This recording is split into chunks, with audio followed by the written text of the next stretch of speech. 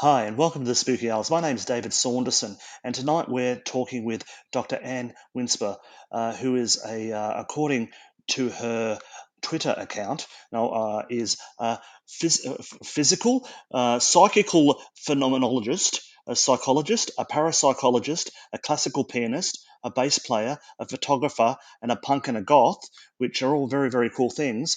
But the reason we're talking to her tonight is that she's the co-founder of Parascience with Steve Parsons. And I asked Steve recently, I wanted to talk to someone about time slips, and he said she is the person to talk to. So we're going to have a chat tonight about time slips. She's going to tell us what they're all about, and they're fascinating. I don't quite understand them. Hopefully, I'll understand a little bit more by the end of the conversation. So here it is, time slips with Dr. Anne Winsper.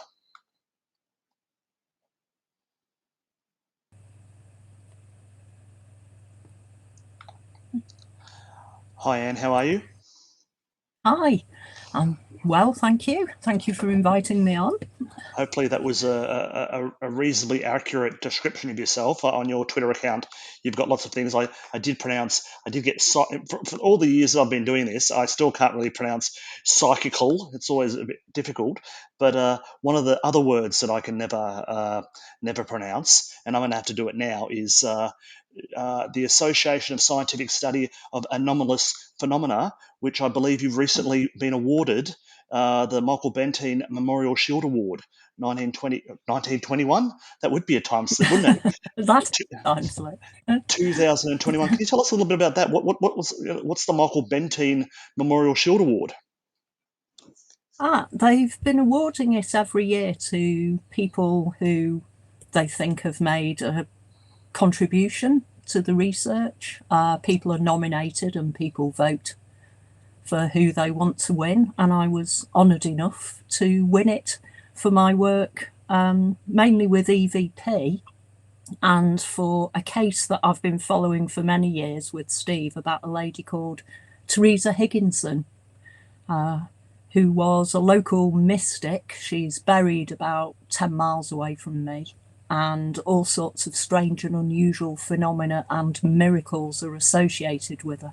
There was a movement to get her turned into a saint. so, Can you so not even time slips. can you tell us where you're based? I'm based in the northwest of England. I'm just outside Chester, which is just south of Liverpool for people like me who are geographically challenged. Yeah, so I just want to say when you say when that case was 10 miles from you, it's where that might be. So yeah, I mean that'd obviously be a very interesting case. It'd probably be great to get you and Steve one day having a chat about that. But we are here to talk about time slips. Now, I first met you many years ago at the Ghost Club. You were giving a talk with Steve about time slips. And for those that are not familiar with them, can you maybe give us a sort of a short description of what is a time slip? What I generally call a time slip is when people report being in a location where they've been usually lots of times before, and they suddenly seem to be in a completely different period of time. So the surroundings change, the way people are dressed changes. If there's vehicles, they might look brand new but an older style, or there might be horses and carriages. There is some limited interaction in these scenes, and usually there's a change in the light, in the sound. They usually last for a few minutes, up to about 5 minutes or so, and then the person either looks away and looks back, or they walk onto a different street and everything's back to normal again. Usually it's just witnessing something, although there have been cases where people have been to buildings that no longer exist and they've actually come away with physical objects from buildings that no longer exist. How often does this happen? Like, I mean, you've been studying it for a long time. How often do time slips happen, or how much evidence do you have? Um, I've got quite a bit of evidence. We have an area in Liverpool, Bold Street, where it seems to happen quite frequently, but it can happen anywhere, any location, any country. It's difficult at times to know exactly when people have experienced them, because if you're at the shops, I mean, say in Chester, I go shopping in Chester quite often, and quite often while I'm shopping, I'll see a Roman centurion walk past. Now, as it happens, they're tour guides. I know they're tour guides, but they might not always be tour guides. Yes. But I wouldn't take any notice because I'm so used to seeing Roman centurions walk past. So people might have these time slips, and if they're not sure of the area, they might not even know they've had a time slip. And particularly in Liverpool, it's one of the big filming locations nowadays. So again, you can walk round the corner and suddenly see that everything looks like it's in the 19th century, and it might be a film set. So it's getting harder and harder to actually get the cases because people don't necessarily recognise that they're actually having a time slip experience. Plus, people don't like talking about them. I've spoken to lots of people who've said, well, I've never told anyone this before because people are going to think I'm mad and I just don't want to say anything. Yeah. How do you how would you separate the idea of a time slip to seeing a ghost? That's a question I've asked many times because all these apparent paranormal phenomena seem to be on a spectrum. So it's very difficult at some points to say, well, that's a haunting, that's a time slip. The only difference I can come up with is the difference that people report in the light. The light seems to go dim during these experiences. A difference in sound. Sound seems to go very quiet during the experiences, and the scale of it. So somebody will be talking about the whole area surrounding them seems to change, whereas with a haunting, it tends to just be the ghost or apparition that is out of place and possibly out of time. So they So might all be just on a continuum of the same thing. It's just the scale of it. it's just a different thing. So Yeah. we'll talk about some of these places. You mentioned one before, just I think it was Bold Street, and you said there were that was quite often. But also, I always wonder because I get migraines, and sometimes I can see, like when you look at the sun and you get little blurry things in your eyes, and life can be pretty ordinary when that's happening. How do people not know that? How can you tell if they're not having something like that, or literally something that's happening neurologically in their brain that that something's gone wrong? I'm fairly sure they're not migraines. I'm a chronic migraine sufferer myself. So Yeah. at the moment, post COVID, I've had one every day for the last 6 weeks. So what people report don't seem to tie in with that standard migraine experience. I know people can have all sorts of strange things happen, but these do seem to be different. Plus, they don't go on to have any of the subsequent migraine features like Yeah. the pain, the headache. Yeah. Plus, you get the post-stroke afterwards. Those don't seem to be there. There could be something going on in their brain, although we do have quite a number of cases where there's more than one witness at the Yeah. Well, same that's time different. and That's they different, report isn't it? seeing exactly the same thing. And again, the cases where I've said people have actually had physical objects from these time slips.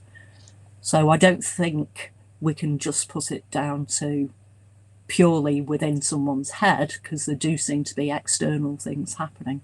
Okay, so we'll go through. You've given me some photos of some places, and they're not showing anything particular. They're showing the areas that you spoke about. But the first one, I think you called it Bold Street. Where is that? Yes, it's in Liverpool. It used to be a very posh area of town. They used to call it the Bond Street of the North. It was actually laid out in the 1770s. On the left is the Lyceum building, which was built in 1880, and it was actually the first gentleman's public subscription library in England. So it's got quite a rich history. But for some reason, this particular area seems to have a lot of time slips just in this particular part of the street. On the right-hand side used to be Waterstone's bookshop, and there's been a number of reported instances from there, including a very unusual one where a bloke was walking into the shop and he actually saw himself coming out of the shop. So he had quite a short time slip and managed to catch himself on it. People have walked onto the street and all the shops are back as they were 20 years previously. People have come out from the underground station there and the shops have all changed. For some reason, there just seems to be this little cluster right in the middle of Bold Street, and we can't really work out why. We did think maybe it's something to do with the fact that it's in the middle of the underground railway loop. Is that affecting people's brains, causing things to happen? But there are other experiences happening in other parts of Liverpool that are nowhere near the underground railway. On the left of that picture you just had up, there used to be a bench and a lady was sitting there having a lunch, and she described how the light went really dim and the sounds went really quiet. She was having a lunch, it was the middle of the day, and a chap sat down on the bench next to her. She was eating a sandwich, having a chat with the bloke, just normal everyday stuff. She turned away for a second to drop her sandwich wrapper in the bin, and when she turned back, the chap had gone, the light had gone back to normal, the sounds were all back to normal in the street, and he'd just vanished. He was nowhere to be seen at all, but she did say that he did appear to be dressed in quite an old-fashioned way. Yeah. And these are the sort of things that are happening. People don't realise there's something unusual until everything changes back, or they're talking to somebody who suddenly isn't there anymore when they turn back. Do you have you ever had a time slip happen to you? No, I have been on Bold Street hundreds and hundreds of times, and I've never had a time slip there at all. I've had a couple of experiences in the middle of the countryside that I suspect might have been time slips. However, it's a bit harder to tell if you're in an area of rolling grass and That's right. fields that haven't changed for 400 years. Yeah. But right. they had all the features, you know, if the light went dimmer, the sounds went quiet, everything felt a bit strange. Those are the sort of things that if you report, people say, oh, you've just had a funny turn, because I've got absolutely no point of reference there to say anything strange did happen. And I think that was probably the phrase I was looking for before when I said the migraines, like having a funny turn. I just, you're saying that there's been no sort of evidence to suggest it is a funny turn. You're not really sure, what it is. It just happens to be on that street that a lot of people have had to say, which again makes sense, doesn't it? It can't just be a funny turn for one person if it's happening regularly to lots of different people. Yes. And like I said, if it's witnessed as well by other people who report seeing exactly the same thing. I think you've got another picture of Castle Street in Liverpool. Yep, we do, yep. Which is sort of round the corner from Bold Street. It's probably about a 10-minute walk away from Bold Street. It doesn't actually look like this anymore. There's very little traffic and there's lots of outside dining areas, but I specifically chose this photo so you could see it was a road with cars. Yeah. And what happened with this, a lady and her friend had got jobs in town and they were meeting one of their friends up at the top of the road. It's the town hall there at the top of the road. So they actually asked directions where to go. They followed the directions and they walked up Castle Street, and they thought, again, it seemed a bit odd because there weren't any vehicles there and all the people seemed to be wearing what they described as old-fashioned clothes. Everyone was wearing suits. The businessmen were wearing bowler hats and had umbrellas, and they had a bit of a laugh and said, gosh, it's a bit behind the times here with people wearing these strange old-fashioned clothes. And they actually walked right up the middle of the road on the cobblestones. And when they got to the top of the road, they turned round and it was a street again, like this, Mm. with cars going up and down each side. So, what impressed me about that was the fact that they'd managed to walk all the way up the street without being run over or beeped at or, Yeah. at anyone in present day. And they did say that they were looking strangely at the people dressed in the suits and bowler hats, and the people dressed in the suits and bowler hats were looking at them strangely as well, as if they were out of time. Okay, so there Uh, is. It seems like there's a bit of interaction from both sides. yes, and that's been reported a few times. Unfortunately, I've never actually found any historical records of people saying, I was walking through Liverpool and I saw these people dressed really strangely, like Yeah. nothing I've ever seen before. It will be wonderful to be able to tie something like that up. My big, big hope is that one day someone will report a time slip to me straight after it happens so I can get hold of CCTV from the area and see what actually shows up on the CCTV. Yeah. It's interesting because it seems to be that if more than one person's experiencing it, as opposed to one person, so it's not necessarily in their head, it's in it has to be at least two people's heads, doesn't it? So therefore, Yeah. hopefully, you can film what's going on. No, even if it just shows them walking up the middle of the road and for some reason there wasn't actually any traffic, you Yeah. can say, well, okay, that answers that bit of the question. Or if someone walks onto a street and then reports all the shops were changed, but you can see on the CCTV that they haven't, Yeah. that doesn't mean it wasn't a valid experience that we need to look at. It just says that actually physically around them didn't change, but something to do with them did change. You could imagine two people walking down the middle of the street and oblivious, and all these cars having to drive past them, and because they're just walking straight up the street, and they're saying, "Yeah, you were walking up the street, and there was all these bicycles, like a film or something like that." And that's I say the word film there. This is the kind of stuff that is often in kind of films, isn't it? It's very dramatic. The idea that you know sort of walk into a sort of another time. It is, but obviously, when you look at films, they have to make it really Yes, exciting. So, if someone goes somewhere, they stay there for 5 years, they meet their parents or whatever. yeah, that's Back right. to the Future, I'm looking at you.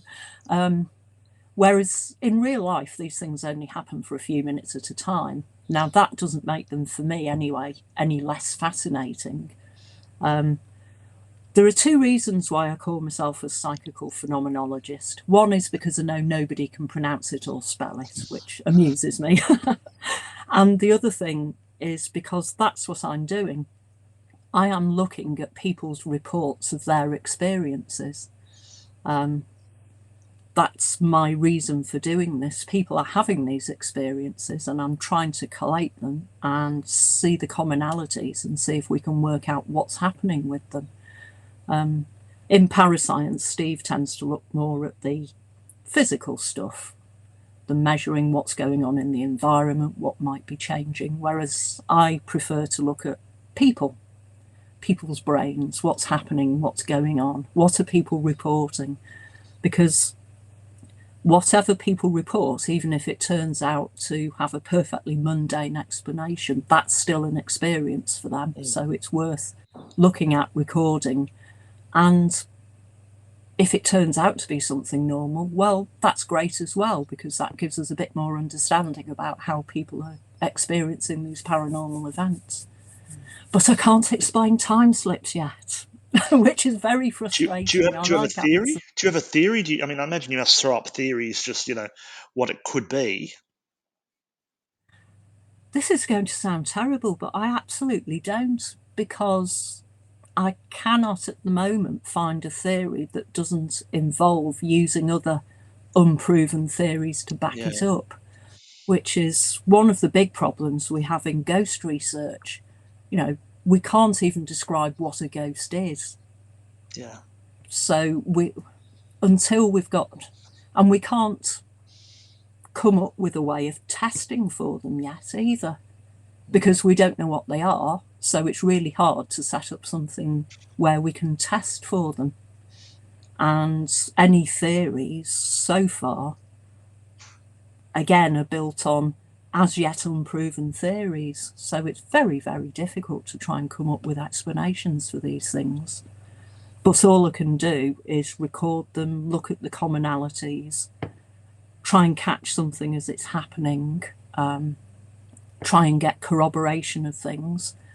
The corroboration can be interesting as well. There's another case I've got. I think you've got a photo of this one as well, which is Mill Road in Thingwall.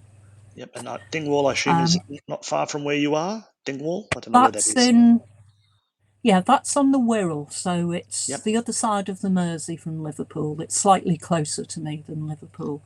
Okay. Well, that says Now Mill Road. this one, Yep, Mill Road. Yep. yes, Sorry. Yep. Cool. yes. Well, this is what it looks like now. This happened a few years ago, but it didn't look too much different from this at the time. Now, this one fascinated me because, pardon me, the lady had just moved to the area, so she didn't know the area very well. Her daughter wasn't feeling very well. She was a toddler at the time, so she decided to go out for a walk, take her daughter in the pushchair, get some fresh air. So she walked down the road. There was a cottage on one side. There was a bloke leaning on the gate, smoking a pipe. She nodded hello to him. He nodded back. She noticed there were lots of cottages, quite possibly the ones that are there on the left-hand side. There was hanging baskets. She did notice there was a heap of sandstone on one side of the road. There was more cottages. She saw more people as she walked past the houses. One of them had the door open. She could feel the warmth coming out from the house. At the end of the lane, there was a 5-bar gate with a little girl sitting on it, who seemed to be dressed in old-fashioned clothes. Now, the little girl gave her a bit of a funny look and ran into one of the cottages. So the lady walked up to the gate. The lane ended. It was just fields beyond it. So she said, OK, I'll take my daughter back home. And she did. Then her mother came round to visit. And she said, it's absolutely beautiful here. There's this wonderful road. There's cottages. There's fields at the end of it. So they went for a walk. When they got there, though, it wasn't a cobbled road anymore. It was all tarmac, as you can see here. The cottage where she'd said hello to the bloke who was leaning on his gate, it was boarded up and derelict. Mm-hmm. Some of the cottages had been replaced by semi-detached houses. The 5-bar gate wasn't there anymore, and on the other side of the gate was actually an estate of bungalows. So I know they can put houses up pretty quickly nowadays, but they can't put them up in a couple of months. Yeah. So she actually ended up in a dispute about a footpath. So she looked at the 1830 tithe map of the area. And on the map, the buildings on the map exactly matched all the buildings that she saw, exactly where they were. And the pile of rubble that she'd seen was the remains of Thingwall Mill, which had been destroyed in a hurricane. Now, what was unusual about this one was that all the houses and everything else matched up exactly with the 1830 tithe map, but the mill hadn't been destroyed till, I think it was about 1911. So were there different periods of time happening at once there? Was there perhaps current time somewhere, the 1830s for part of it, the 1910s, 11s for part of it? Was there a mixture of time going on? But again, there was interaction with people there. She was nodding to people, they were nodding back, which makes me think that maybe rather than just people passively seeing a scene as it was, there is actually some sort of strange time phenomenon going on where time periods are mixing, crossing. Yeah. This is one of the few interviews I think. Often we get people on here, we talk about things, and people come on and they have a bit of an idea of what they think the thing is. And what you're saying is you don't have any idea at all, because you've done so much research, you've taken all these people, and it's just not clear what's happening. I mean, all the ones that were reported to me by the actual witnesses are slips into the past, but there are reported slips into the future as well. Again, Runcorn, which isn't too far away from here, somebody in a plane reported seeing where the airport is. It was still the airport, but the craft looked all silver and shiny and futuristic. It didn't look anything like current day. I mean, obviously, we can't prove that because we don't know what the future is, Yeah. but there have been a few reported forward ones as well.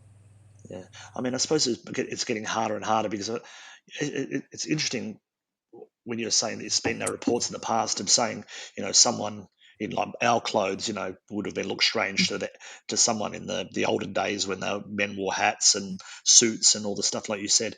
And if I turned up to, why is he dressed like that in a pair of tracksuit pants and a polo shirt? It's just I would look strange, but it would be harder now if someone was to walk down the street dressed as a spaceman.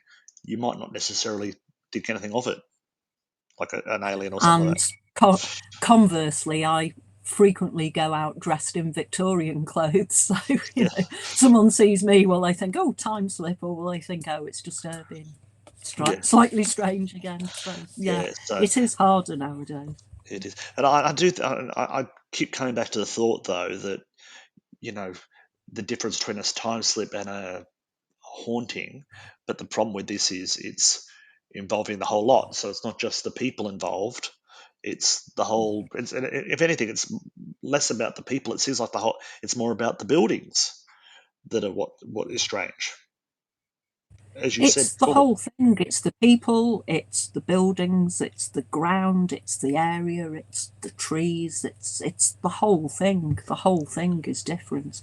People regularly report that they were walking on tarmac and they're suddenly walking on cobbles. But again, quite often they don't realise there's anything unusual about that until the experience finishes and they think, oh, that's strange. They turn round and where they've been walking looks completely different to how it looked when they were walking on it.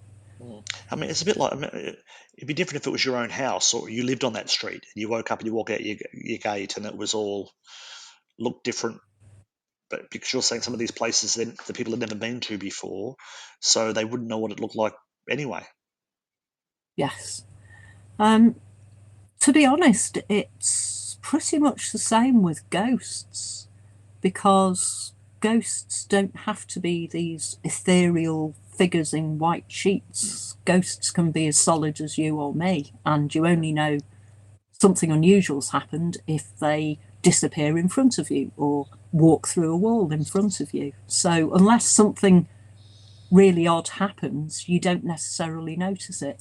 And also, don't forget that people are really bad at noticing things that are different. One of the clips that was shown regularly to us when I was an undergrad doing psychology was somebody walking into a shop and it's on fire. There's a fire in one of the stands in the corner, and the bloke looks at it and goes, yeah, that shouldn't be happening. So he ignores it and carries on queuing up with everyone else. And then eventually someone goes, the place is on fire, and everyone starts running out. But your brain automatically goes, yeah, that shouldn't be happening, and just ignores it. I suppose that is the thing. Unless Which, you, sorry, go on. no, I was just going to say, so again, it's really difficult because unless something has happened that people think, gosh, that was unusual, they won't necessarily notice that it's happened. This could be happening all the time around us. It might be something that happens all the time and our brains just don't recognize it because we construct reality anyway in our brains. So it may be that all sorts of strange things are happening around us, but we're just not taking any notice of it because we need to work our way through life and we need things to look a certain way and we just ignore things that aren't. I mean, it's like the old children see ghosts. Well, I think that's because children haven't been conditioned into not seeing ghosts. Yeah, And it could well be the same with time slip. we were talking before. Me and my wife were talking before, and there's some kids that live nearby, and they're playing and screaming and doing all the things you do. And she was there going, "Oh, the kid," and I said, "I'm not hearing it. I'm choosing not to hear the kids playing, and because I don't care. I mean, they're kids, they're playing. Good luck to them. And it may well be just the other stuff. When you live next to a railway line, you eventually don't hear the train, Mm. so we just get used to not seeing it. And I imagine walking through the street with the idea that if ghosts can be as solid and as like ourselves, why would you see? Why would you know if you're Mm. walking? It's only when you're in a haunted house and a green lady wafts through a wall or something like that, would you actually think that that is? But if that same green lady, providing she wasn't wafting off the ground like in a sort of a horror film or something like that, she was just walking down the street, down the shops, and wasn't dressed like in a Elizabethan type thing, you would just go, "Oh, there's a woman that's dressed in," you might not even pay any attention because there's 100 other people on the Mm. street. So it's just Yes, that this is a people are turning around going, "Well, that's different. That's changed. It's happened," and then you might just forget and about it. it's double that nowadays, because not only are there far more people around, so we're less likely to notice what's going on, but everyone's on their phone all the time as well. So Yeah. they're even less likely to see what's going on around them. You were, you've been studying this for a long time, and we talk about the mobile phones, which is a modern thing. We're talking 20 years here. It's not. Were there, have you spoken to people that have had time slips, say, before that? Like, what's the history of this kind of thing? Do we have people from 20, 30 years ago reporting this kind of stuff? Oh yes, yes, it goes back to, well, the first one, the was the one in Versailles, which was in 1901. Two ladies in the Palace of Versailles. They were having an apparent time slip experience. There's lots of really good books about it if you haven't read about it. So yes, it's been going on for a long time. Well, over 100 years for the very documented cases, and from before that for the slightly less documented cases. Okay. So you've done lots of research. What do you think it's going to take to be able to find out more? Like, what would you have to do? Because, I mean, with ghost hunting, with paranormal research, there's obviously techniques that people use, and whether they work or not, that's up for debate. What would you have to do to prove what these are, do you think? It's very difficult because it's exactly the same as looking for ghosts. They don't appear on schedule, so you can't sit in ambush and wait for them. I say that you can't try and produce anything in a laboratory because you're changing all the fundamental conditions. It's trying to catch something that's almost uncatchable. Same with a lot of ghost experiences. It's fine if the ghost always appears at 7:30 at night while the witness is watching Coronation Street, but if they say, "Oh, it popped up last week and I don't know when it's going to appear again," how do you do something with that? The only way I could do something really is by sitting on Bold Street for the next Yeah, 6 months and interviewing people as they walk past, yeah. I which suppose. I suppose is technically doable. But then if you've been on Bold Street at the weekend, it's full of bars nowadays, and it's not really something I'd fancy doing. It can be a bit scary. Probably the people slip because they've had too many drinks. So it might well be that you just make sure, like what you've probably already been doing, is making sure you get as many eyewitness testimonies one on one as possible, so you can see what the similarities and what the differences are in that area, and you know, so And I'm interested in any experiences of time slips, whether they happened yesterday or 50 years ago. If anyone's got any experiences, I'm desperate to start documenting them all because every experience gives me a little bit more information. Okay. Well, we'll make sure we put it. I mean, people are watching this, and hopefully, if they've ever witnessed that or know anyone, they'll get in touch. So, well, and that has been fascinating, and I think we could probably talk about other things, but I think that's enough for tonight. Again, well done on the Michael Benteen Award. It's Thank you. obviously a great honour, and I congratulate you for that. And I also thank you for talking to us tonight on the Spooky Isles. Thank you for inviting me on. It's been a pleasure. No worries. Thank you. Bye bye. Bye.